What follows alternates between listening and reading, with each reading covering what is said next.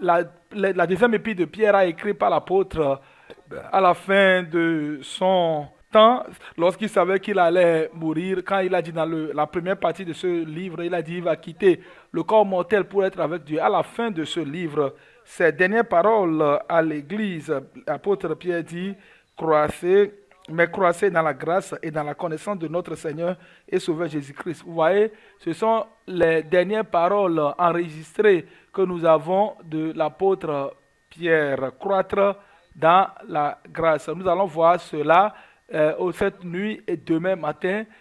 C'est très important de considérer cette question sur la sanctification parce qu'il y a une grande confusion dans les églises évangéliques, une confusion avec notre dénomination concernant cette doctrine.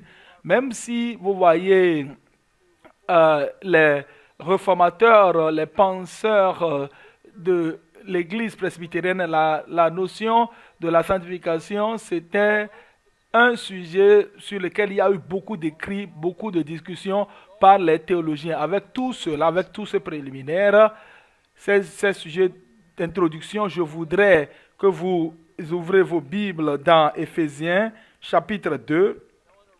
Éphésiens chapitre 2. Nous allons lire à partir du verset 1 jusqu'au verset 10. Et nous allons voir cela, mais ce soir, ça sera une partie centrale qui va nous servir d'un point de départ pour voir les autres choses que nous allons lire dans cette session. Éphésiens chapitre 2, à partir du verset 1 jusqu'au verset 10. Rappelez-vous que ce que nous lisons, c'est la parole de Dieu. Et vous étiez morts par vos offenses et par vos péchés, dans lesquels vous marchiez autrefois selon le train de ce monde, selon le prince de la puissance de l'air, de l'esprit, qui agit maintenant dans les fils de la rébellion.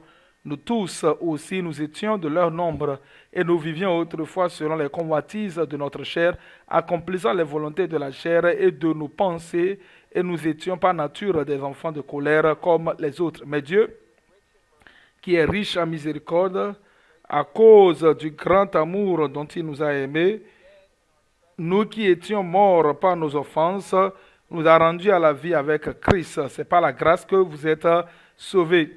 Il nous a ressuscités ensemble et nous a fait asseoir ensemble dans les lieux célestes en Jésus-Christ, afin de montrer dans les siècles à venir l'infinie richesse de sa grâce par sa bonté envers nous en Jésus-Christ.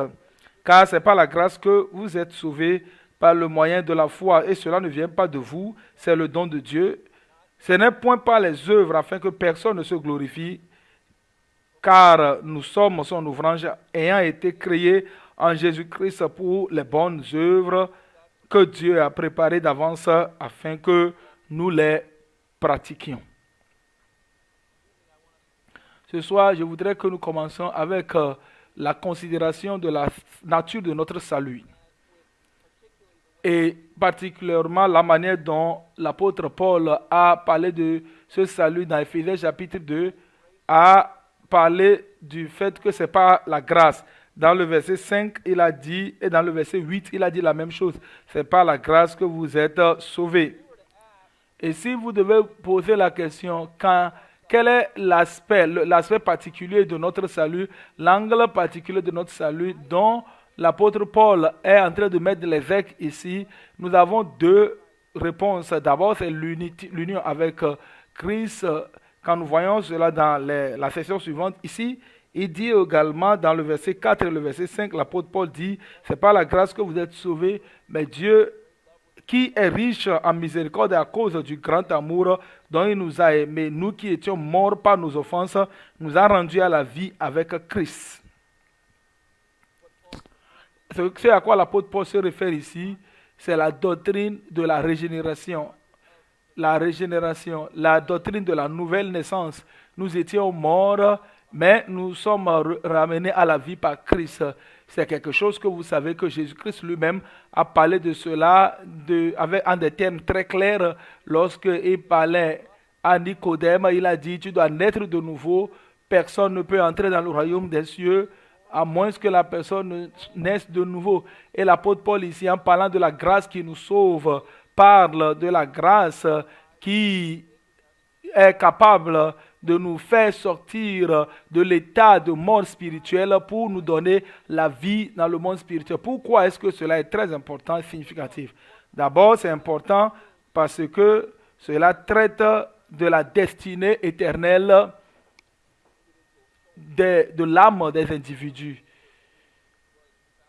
Il y a Archibald Alexander qui a dit dans les questions de la préparation au salut, il a dit, quand il comparait le salut aux autres choses importantes, il a dit le salut de l'âme est très important.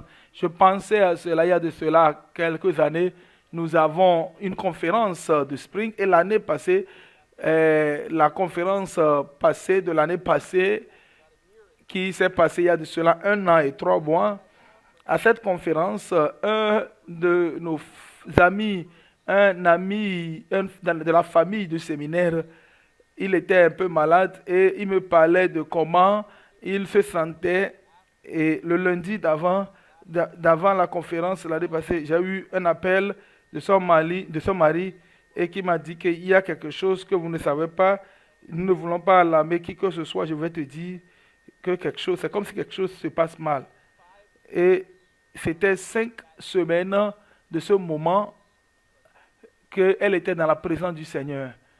Et quand elle était avec nous, ce frère qui suivait, il s'est levé le matin, il a dit à sa femme, ça peut être moi, mais il a dit après 5 semaines, ça peut être quelqu'un d'autre. La réalité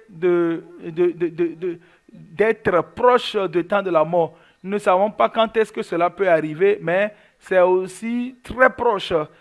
Vous voyez, c'est ce que Archibald Alexander a dit, que nous devons considérer le sujet du salut comme la chose la plus importante et les autres sujets comme des choses qui sont secondaires. Et l'apôtre Paul, en parlant du salut, dit que lorsque nous étions morts dans nos péchés, Dieu nous a ramenés à la vie ensemble avec Jésus-Christ. Nous sommes nés de nouveau par la puissance du Saint-Esprit. Pourquoi est-ce que le sujet du salut est très important? Pourquoi est-ce que c'est central, même dans la prédication de Jésus? Pourquoi le sujet du salut est très important dans le livre d'Éphésiens qui met en exergue la grâce, la grâce de Dieu? La raison pour laquelle ça joue un rôle central, c'est que la parole de Dieu, la Bible, est très claire que par nature, l'homme est pécheur. Et l'apôtre Paul dit que par nature, nous sommes tous morts et pécheurs à travers nos péchés. Parce que à cause des péchés de nos parents, par nature, nous sommes nés dans le péché, nous sommes éloignés de Dieu. Et également, le péché, l'apôtre Paul dit dans Tite chapitre 1 que rien n'est pur. Le pensée Jérémie dit clairement que le cœur de l'homme est tortueux par-dessus tout. Qui peut le connaître? Jésus dit, c'est de l'abondance du cœur que la bouche parle. L'immoralité, tout ce qui est impur, vient à travers la parole. Quand vous voyez le péché, le problème du péché, tout ce qui nous arrive, on nous a dit dans les dernières semaines, nous parlons et nous nous demandons pourquoi est-ce que cela arrive dans le monde? Parce que la Bible dit que par nature, nous sommes souillés, nos cœurs se sont éloignés de Dieu, nos cœurs sont incrédules et souillés. Et ce que nous voulons dire, que c'est un enseignement biblique, nous pouvons tirer beaucoup de leçons, beaucoup d'exemples de la Bible. La Bible vous dit, il ne faut pas suivre votre cœur. La culture dit, il faut suivre votre cœur, mais la Bible dit que le cœur est tortueux par-dessus tout. Qui peut le connaître? Qui peut le comprendre? Ce que nous devons avoir, c'est d'avoir la vie en Jésus-Christ. Et je vais vous rappeler que les paroles du Seigneur Jésus-Christ, il a dit que si quelqu'un est né de nouveau, il ne peut voir le royaume des cieux. Mais la bonne nouvelle des Écritures, c'est que le besoin que nous avons, qui consiste à avoir la transformation de notre cœur, qui est par nature éloigné de Dieu, cette transformation de notre cœur, c'est en réalité quelque chose dont la Bible, le Nouveau Testament nous enseigne au sujet de cela. Moïse, lorsqu'il a apparu devant le peuple dans Deutéronome chapitre 30, il a dit au peuple, vous avez cette alliance de la circoncision, le signe de la circoncision, mais ce dont vous avez vraiment besoin et ce que le Seigneur veut que vous ayez, c'est que vous circoncisez votre cœur. Et Moïse a identifié ce qui était mal, ce qui avait le problème avec le peuple, c'était qu'il avait un cœur qui était impur et il devait circoncire le cœur. Et l'Éternel, le Seigneur parle au prophète, il a dit, je vous donnerai un nouveau cœur, un nouveau esprit, et je vais enlever de votre cœur le cœur de pierre, et je vais vous donner un cœur de chair. Et nous voyons cela clair dans le Nouveau Testament, non seulement dans Éphésiens chapitre 2, mais c'est dans d'autres épîtres de l'apôtre Paul. Il a dit, si quelqu'un est en Christ, il est une nouvelle créature. Voici les choses anciennes sont passées et voici toutes choses sont devenues nouvelles. Jérémie a parlé de cela. Il a pris les paroles de Moïse et il a dit, il faut circoncire votre cœur, il faut enlever la prépuce de votre cœur. Le Nouveau Testament dit, Dieu par le Saint-Esprit fait cela à ceux qui sont en Christ. Ça, c'est un test merveilleux. Jésus-Christ a dit cela dans Jean chapitre 3 et Ézéchiel chapitre 36. Et le Seigneur dit, je répandrai sur vous une eau pure et vous allez être purs, je vais purifier de toutes vos iniquités. Je vais vous envoyer mon esprit, de mon esprit. Et quand vous lisez cela dans le Nouveau Testament, vous allez voir que le problème dans le Nouveau Testament, à travers la Bible, que ce soit l'Ancien Testament qui parle d'un nouveau cœur, d'un cœur nouveau, de la circoncision du cœur. Dans le Nouveau Testament, ce que nous voyons, le Nouveau Testament donne 3 différents termes pour décrire cette œuvre de la nouvelle naissance. En Tite chapitre 3, l'apôtre Paul utilise cette terminologie. Il nous dit qu'il nous a sauvés, pas par les œuvres que nous avions eu à accomplir dans la justice, mais par sa propre miséricorde à travers la régénérescence, à travers le renouvellement du Saint-Esprit. Il nous a sauvés non à cause des œuvres de la justice. Pierre a dit que c'est par sa grâce que nous sommes nés de nouveau. Et c'est ce que Pierre a dit. Et il a dit que tous ceux qui sont nés, la Bible dit que tous ceux qui l'ont reçu, il leur a donné le pouvoir de devenir enfants de Dieu, non pas de la chair, mais de l'esprit. Et nous avons une autre métaphore dans Éphésiens chapitre 2, la résurrection spirituelle, partir de la mort pour avoir la vie éternelle. Et c'est la résurrection spirituelle. Nous devons comprendre cela concernant notre propre salut. Généralement, lorsque nous parlons de la grâce de Dieu, c'est important de savoir que il y a des gens qui veulent penser à cette nature, à cette manière traditionnelle. Dieu nous déclare juste devant Dieu. Et ça, c'est une vérité glorieuse, la vérité de la justification. Nous pensons parfois au pardon des péchés que nous avons en Christ. Nous nous regardons et nous disons, ah, je ne crois pas qu'il y a la possibilité pour moi de mériter ce pardon. Dieu ne peut, je ne peux pas avoir cela. Je ne peux pas avoir le pardon. Mais c'est par la grâce de Dieu. Mais quand l'apôtre Paul parle de la grâce de Dieu dans notre salut, il dit dans d'autres parties, c'est la tradition, la nature des traditions. Il dit que le pardon qui nous a été donné ici, il parle de la grâce de Dieu dans notre salut. Lorsqu'il répond à la question, l'apôtre Paul, s'il était devant nous et que vous lui posez la question, qu'en est-il? Pourquoi est-ce que c'est la grâce seulement qui nous sauve? Il va vous poser la question, comment? Qu'est-ce que vous voulez dire par là? Parce que nous étions morts dans nos péchés. Et Dieu nous a redonné la vie en Jésus-Christ. Nous avions un cœur de pierre et il nous a donné maintenant un cœur de chair. Nous avions un cœur qui était détourné de lui et il nous a circoncis le cœur pour que nous puissions nous tourner à lui. Il a déversé sur nous son esprit, il nous a donné le don de la vie éternelle, de la vie nouvelle et de la vie éternelle. La question que vous pouvez vous poser à ce moment, comment est-ce que cela arrive?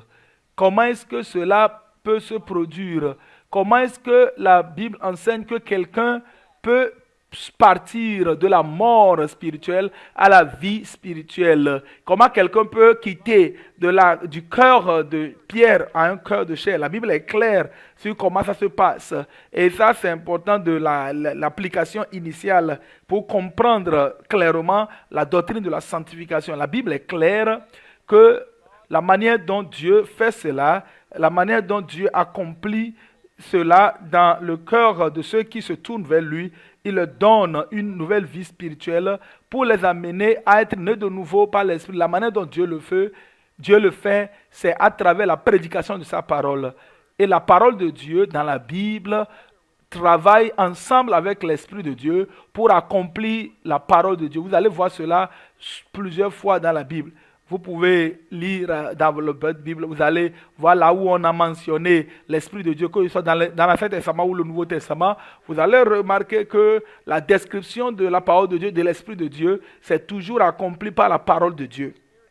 L'Esprit de Dieu utilise la parole de Dieu pour accomplir l'œuvre de Dieu, surtout le travail de la transformation spirituelle. C'est pourquoi, lorsque Pierre a parlé de la nouvelle naissance, il a dit, béni soit notre Seigneur Jésus-Christ. Quand il parle de celui qui fait l'œuvre en nous, il dit, vous avez été sauvés, pas par une semence périssable, mais à travers une semence incorruptible, à travers la parole de Dieu. Et Jacques, en parlant de cela, de la nouvelle naissance qui s'opère, il dit que c'est par la volonté de Dieu c'est par la volonté de Dieu, il nous a engendrés selon sa volonté, par la parole de vérité, afin que nous soyons en quelque sorte les prémices de ces Écritures. Le besoin de la proclamation de ces Écritures, il dit, la foi vient de ce qu'on entend, et ce qu'on entend vient de la parole de Christ.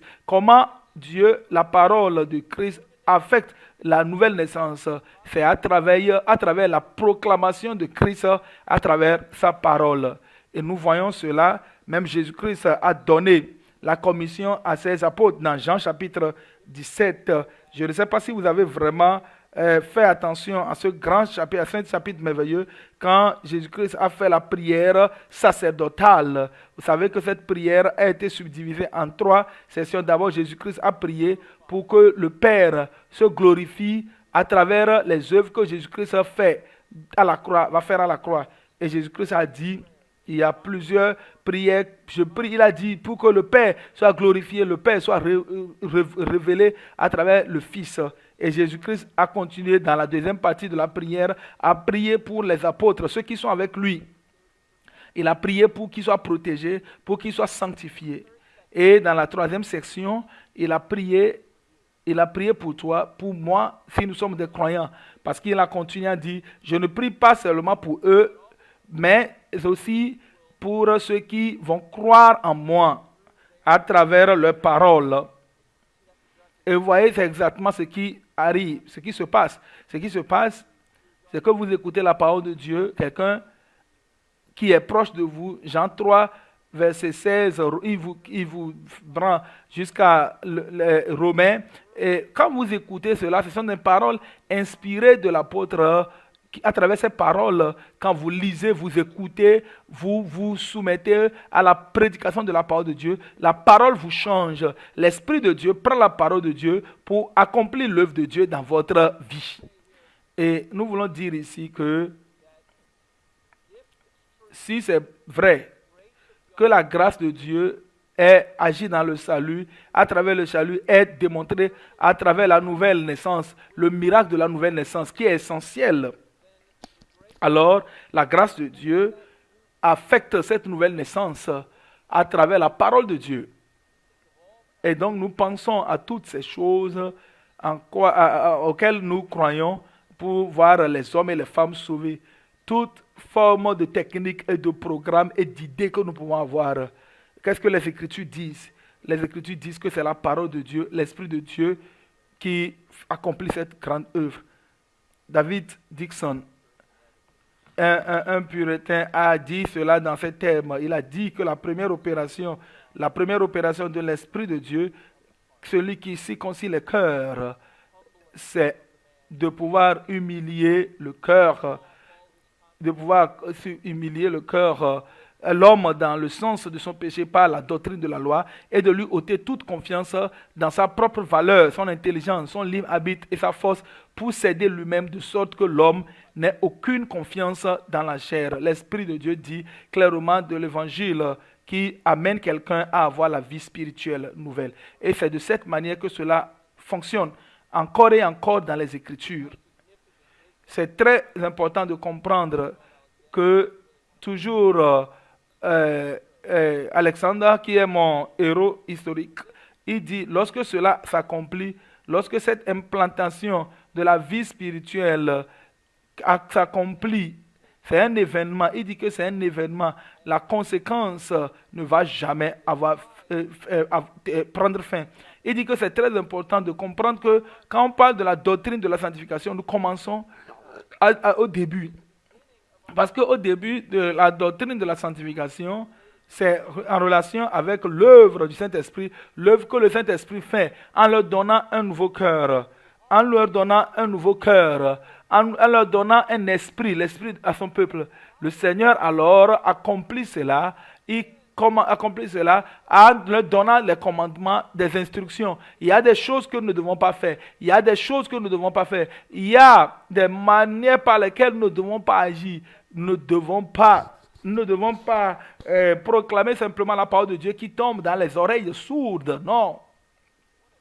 Et l'implication de cela, c'est que les moyens que Dieu utilise, c'est la prédication de la parole. Les moyens que Dieu utilise pour l'évangélisation efficace, c'est la parole de Dieu.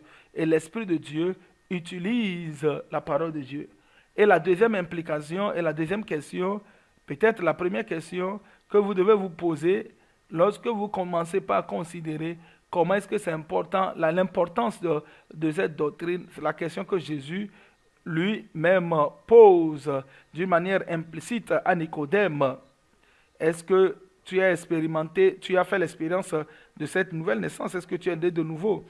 Est-ce que Dieu a œuvré dans ta vie? Est-ce que tes affections sont changées par son Esprit Saint à travers la prédication de la parole?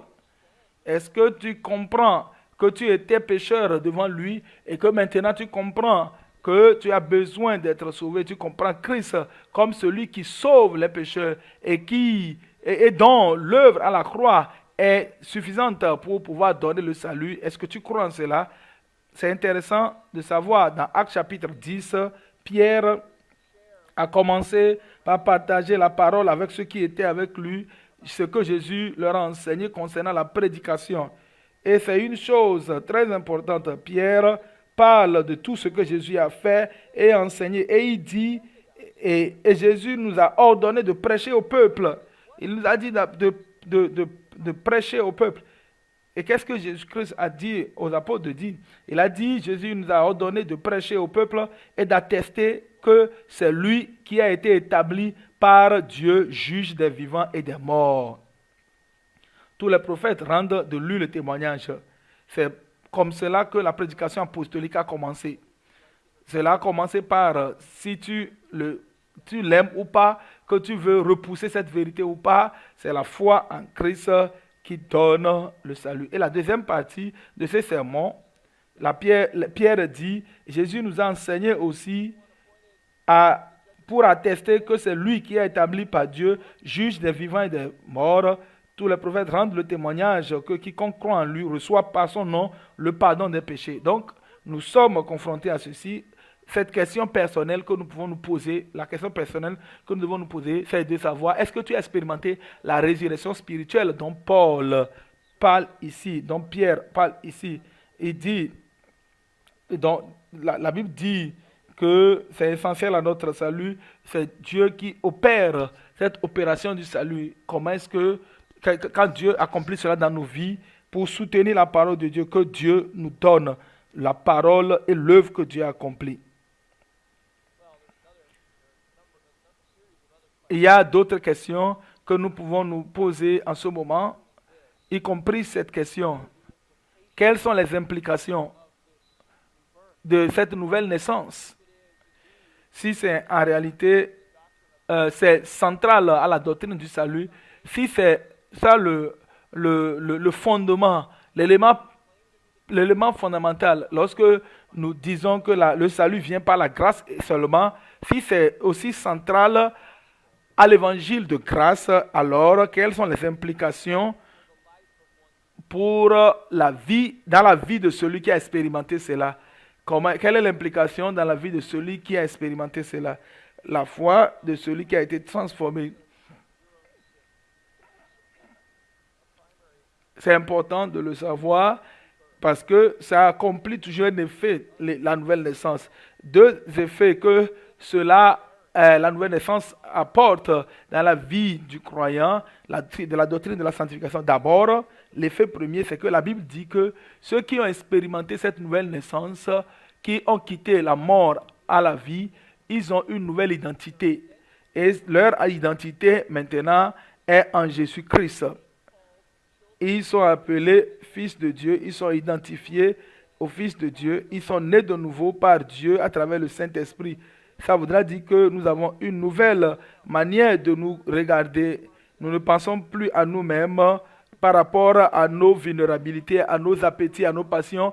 Nous ne pensons plus à nous-mêmes comme des enfants du diable, comme les enfants du monde, mais nous pensons à nous comme les enfants de Dieu. Regardez comment Paul a contrasté sa vie ancienne par rapport à la vie nouvelle que Dieu lui a donnée. Qu'est-ce qu'il a dit dans Ephésiens chapitre 2, quand il dit « Je suis mort dans mes péchés », quand il dit « Nous étions morts dans nos péchés », nous étions tous morts, et il s'identifie comme quelqu'un qui était mort. Sa vie était semblable à cela, mais il dit « Nous tous aussi, nous étions de leur nombre et nous vivions autrefois selon les convoitises de notre chair, accomplissant les volontés de la chair et de nos pensées. Et nous étions par nature des enfants de colère comme les autres. »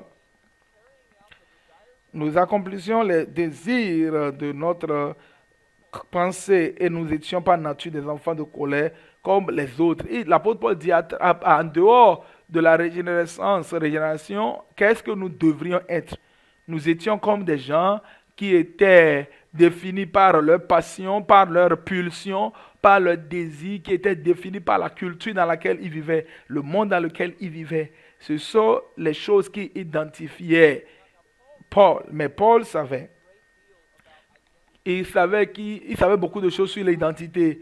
L'identité veut dire beaucoup de choses dans notre culture, dans notre monde et de différentes manières. Mais ce que l'apôtre Paul dit aujourd'hui en parlant de l'identité, de la nouvelle naissance, il savait ce que ça voudrait dire d'être identifié avec les traditions, avec certaines marques qu'on peut avoir en étant différent des autres. Paul, à un moment, dans ses lettres, décrit son identité. Il dit, avant de recevoir cette nouvelle naissance, à travers Jésus-Christ, il le dit de cette manière. Vous connaissez très bien ce passage. Quand vous avez lu le Nouveau Testament dans Philippiens, chapitre 3, il avait la confiance. Il avait la confiance. Il a dit que si quelqu'un veut avoir confiance à la chair, il dit non, non, non, non. Moi aussi, cependant, j'aurai au sujet de mettre ma confiance en la chair. Si quelque autre croit pouvoir se confier à la chair, je le suis bien davantage. Moi, circoncis le 8e jour de la race d'Israël, de la tribu de Benjamin, hébreu, quant à la loi pharisien, quant aux zèles persécuteurs de l'Église, irréprochable à l'égard de la justice de la loi. Il a continué comme ça. Il dit que c'est comme cela que je pouvais m'identifier. Si vous m'avez posé la question, avant que Christ ne transforme mon cœur, si vous me posez la question, qui est-ce que j'étais, je devrais mentionner telle chose, une série d'identités religieuses. Mais il a continué par dire, mais ces choses qui étaient pour moi des gains, quelles que soient les positions que j'avais, quelles que soient comment les choses là m'amenaient à me sentir bien par rapport à moi-même, mais ces choses qui étaient pour moi des gains, je les ai regardées comme une perte. Je les ai regardées comme une perte à cause de Christ, à cause de la connaissance que j'ai faite de Christ. Vous voyez, avec la sanctification qui vient à travers Jésus-Christ. En d'autres termes, tu es soit identifié à Jésus, ou bien tu continues par t'identifier aux marques de ce monde. Et pour se retrouver en lui, Paul dit que toutes ces choses qui me paraissaient être pour moi un gain, je les ai considérées comme une perte. Et même je regarde toutes choses comme une perte. Et en Galates chapitre 4, il décrit notre ancienne identité. Une phrase qu'il a utilisée, il a utilisé comme des esclaves au rudiment du monde. Il dit, nous aussi, de la même manière, lorsque nous étions enfants, nous étions sous l'esclavage des rudiments du monde. Il dit, il parlait à une audience large. Paul parlait de la religiosité, de son identité en tant que religieux. Il dit, toutes ces choses que le monde utilise pour identifier quelqu'un, ou également, ces choses-là sont l'esclavage des rudiments du monde. Il utilise cette même phrase dans Colossiens 2:8 en parlant des philosophies de ce monde. Il dit, prenez garde que personne ne fasse de vous sa proie par la philosophie et par une vaine tromperie s'appuyant sur la tradition des hommes, sur les rudiments du monde. C'est ce que l'apôtre Paul dit. Quand nous pensons à l'identité que nous saisissons, à laquelle nous nous accrochons dans notre monde, nous pouvons dire, il y a des gens qui peuvent dire que mon identité vient de mon travail, mon identité vient de ma famille, je suis défini par rapport à qui mes amis sont, je suis défini par rapport à qui je suis. Et même dans notre culture aujourd'hui, si tu es bien connu, vous savez, parfois ces marques qui nous identifient nous amènent à savoir que ces choses sont bonnes. Il y a des marques qui nous identifient, qui ne sont pas des péchés. Mais il y a des identités qui nous lient à certains péchés. Mais l'apôtre Paul dit que ce soit un péché ou ce qui n'est pas compatible avec notre identité chrétienne, et même parfois quelque chose qui peut ne pas, et qui peut être bon de sa nature. Il dit, prenez garde que personne ne fasse de vous sa proie par la philosophie et par une vaine tromperie s'appuyant sur les traditions du monde, sur les rudiments du monde, les hommes, et non sur Christ. L'apôtre Paul dit que nous avons reçu un cœur nouveau, une nouvelle identité. Nous sommes maintenant identifiés d'abord avec le Seigneur Jésus-Christ. Nous ne sommes plus esclaves aux princes de ce monde, aux puissants de ce monde. Nous ne sommes plus esclaves aux passions de ce monde. Nous également utilisons les désirs de nos cœurs. L'apôtre Paul dit, nous avons une nouvelle vie que nous menons en Jésus-Christ.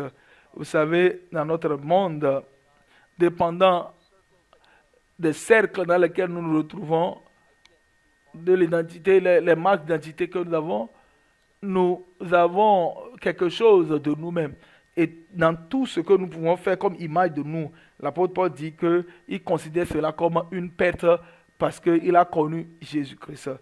Et la deuxième implication de cela, en réalité les implications sont plus de deux. Nous allons parler des autres implications dans les autres sessions, mais la deuxième implication de cette nouvelle naissance,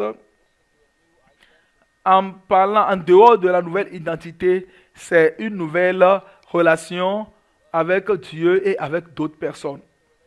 Quelle est la relation que nous avons avec Dieu quand nous quittons l'étape de mort spirituelle pour aller à Dieu? L'apôtre Paul dit que par nature, nous étions des enfants de colère. Et qu'est-ce qu'il dit dans Éphésiens chapitre 2? Nous sommes assis dans les lieux célestes en Christ Jésus-Christ. En d'autres termes, l'apôtre Paul dit que nous avons quitté cette position où nous devrions mériter le jugement juste de Dieu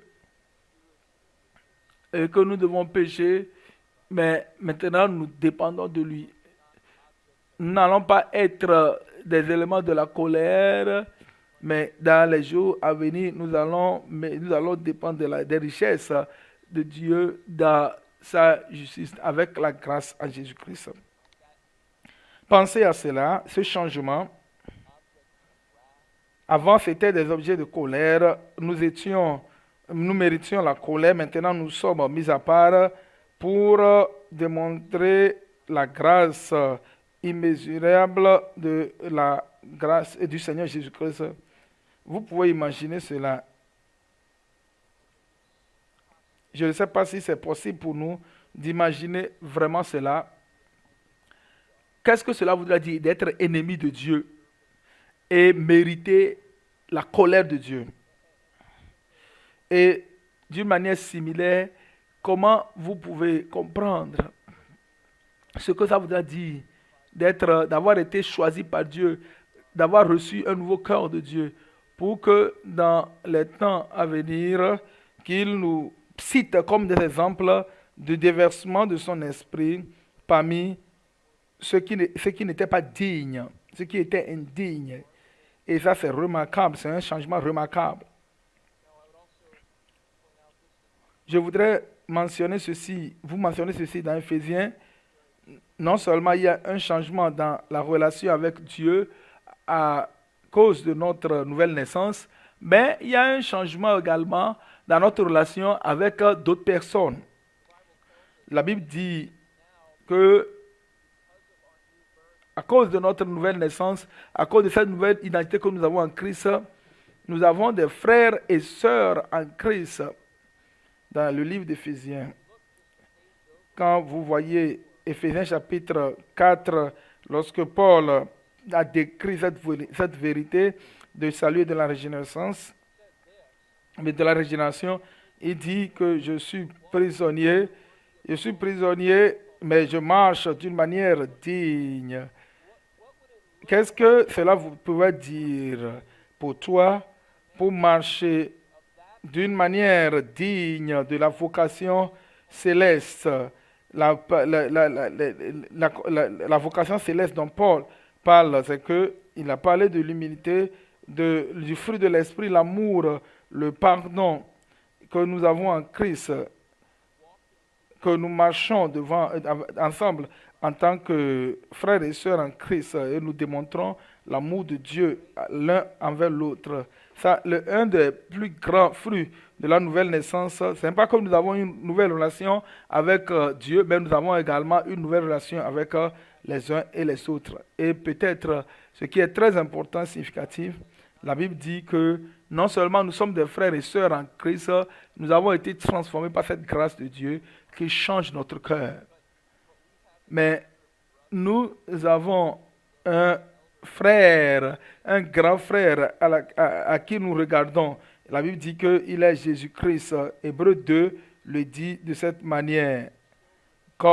C'est pourquoi, comme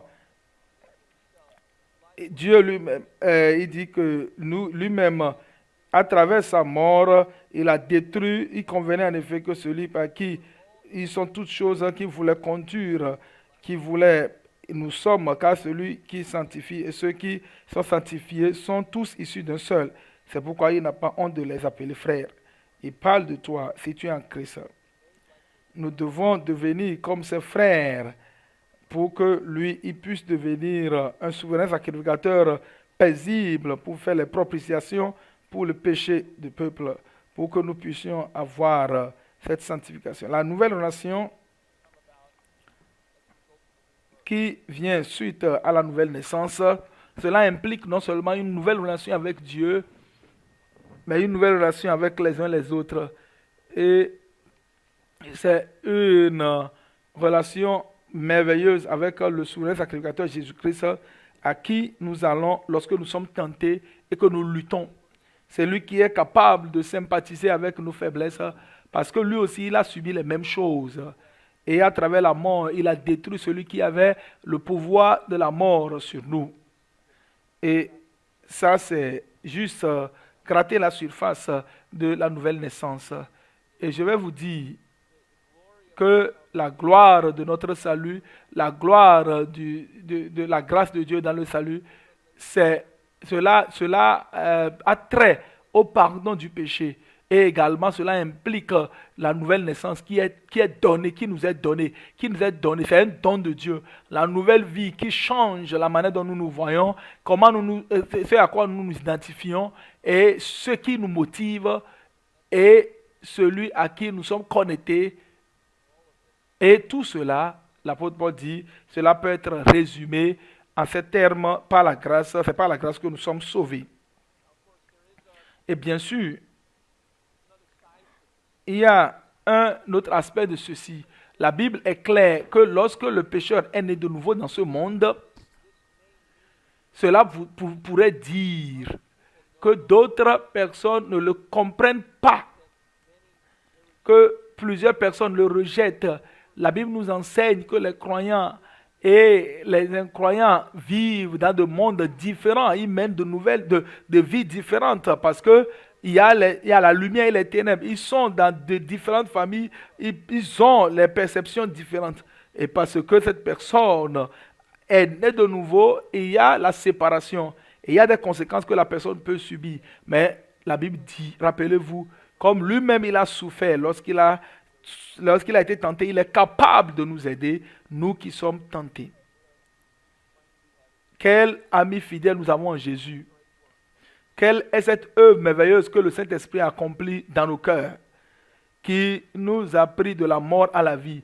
Quel est ce Dieu merveilleux que nous avons, qui nous donne tout en Christ pour nous démontrer son amour.